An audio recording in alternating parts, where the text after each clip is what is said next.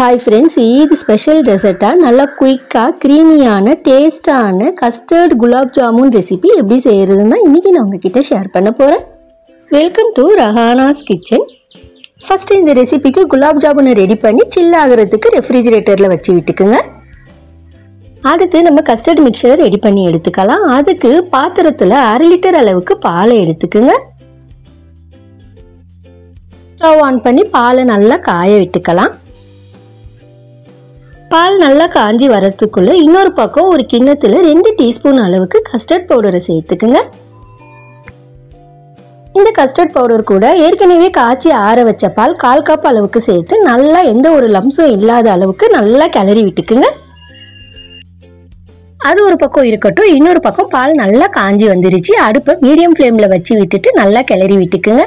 ஓரங்கள்ல சேர்ற ஏடைகளையும் அதுக்குள்ள தள்ளி விட்டு நல்லா 1 நிமிஷத்துக்கு கொதிக்க விட்டுக்கலாம். 1 நிமிஷத்துக்கு அப்புறம் 1/4 கப் அளவுக்கு சர்க்கரையை சேர்த்து நல்லா கிளறி விட்டுக்கலாம். சர்க்கரை நல்லா மெல்ட் ஆகி வரணும். அது வரைக்கும் நல்லா கொதிக்க விட்டுக்கலாம். 1/2 லிட்டருக்கு 1/4 கப் சர்க்கரை சரியா இருக்குங்க. சப்போஸ் சுகர் அதிகமா வேணும்னு நினைக்கிறவங்க ஒரு தடவை டேஸ்ட் பண்ணி பார்த்துட்டு மறுபடியும் கூடுதலா சேர்க்கறதா இருந்தா சேர்த்து விட்டுக்குங்க. சர்க்கரை நல்லா கலந்து கரைந்து வந்ததுக்கு அப்புறம் நம்ம ஏற்கனவே ரெடி பண்ணி எடுத்துருக்கிற கஸ்டர்ட் மிக்சரை ஒரு தடவை நல்லா கிளறி விட்டுட்டு பால் கூட சேர்த்து விட்டுக்குங்க. அடுப்பை லோ ஃப்ளேம்ல வச்சுட்டு கை விடாம கிளறி விட்டுக்கிட்டே இருங்க. சில நொடிகளுக்கு அப்புறம் கொஞ்சம் கொஞ்சமா அது அப்படியே திக் கன்சிஸ்டன்சிக்கு மாறி வரும். அதனால கை விடாம கிளறி விட்டுக்குங்க. 2-3 நிமிஷத்துக்கு அப்புறம் கொஞ்சம் கொஞ்சமா அப்படியே திக் கன்சிஸ்டன்சிக்கு வந்துருங்க. அந்த நேரத்துல அடுப்பை ஆஃப் பண்ணி விட்டுக்குங்க. கஸ்டர்ட் மிக்சர் ரெடி ஆயிடுச்சுங்க. அது ஒரு கிண்ணத்துக்கு மாற்றி விட்டுட்டு கொஞ்ச நேரம் ஆற விட்டுக்கலாம். நல்லா 2-3 தடவை டேப் பண்ணி விட்டுட்டு கொஞ்ச நேரம் ஆறினதுக்கு அப்புறம் கவர் பண்ணி ரெஃப்ரிஜிரேட்டர்ல ஒரு 1/2 மணி நேரத்துக்கு வச்சு விட்டுக்குங்க.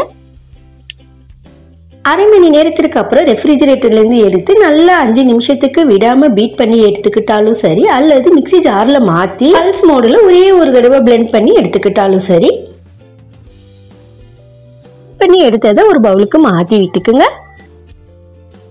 2-3 தடவை நல்லா டேப் பண்ணி விட்டுட்டு பவுலை கவர் பண்ணி விட்டுட்டு ரெஃப்ரிஜிரேட்டர்ல 2 to 4 மணி நேரம் வைத்து விட்டுக்குங்க.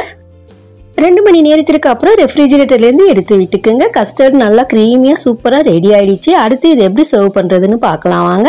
டெசர்ட் பவுல்ல ஈக்குவல் ஆஃபா கட் பண்ண குலாப் ஜாமுன்ஸை சேர்த்துக்குங்க. அதுக்கு மேல நல்லா கிரீமியான கஸ்டர்ட் மிக்சரையும் சேர்த்துக்குங்க.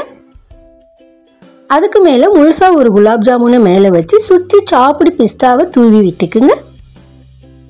இந்த கஸ்டர்ட் மிக்சர் இன்னும் கொஞ்சம் உங்களுக்கு திக்கா வேணும்னா 5 மணி நேரம்லேருந்து 8 மணி நேரம் கூட நீங்க ஃப்ரிட்ஜில் வச்சு எடுத்துக்கலாங்க. கஸ்டர்ட் குலாப் ஜாமுன் ரெசிபி சூப்பரா ரெடி ஆயிடுச்சுங்க. இந்த ஈதுக்கு நீங்களும் ட்ரை பண்ணி பாருங்க. இது வரைக்கும் நம்ம சேனலை சப்ஸ்கிரைப் பண்ணாதவங்க சப்ஸ்கிரைப் பண்ணுங்க. பக்கத்தில் இருக்கிற பெல் ஐகானை கிளிக் பண்ணி சப்போர்ட் பண்ணுங்க. ரஹானாஸ் கிச்சனில் அனைவருக்கும் ஈத் முபாரக்.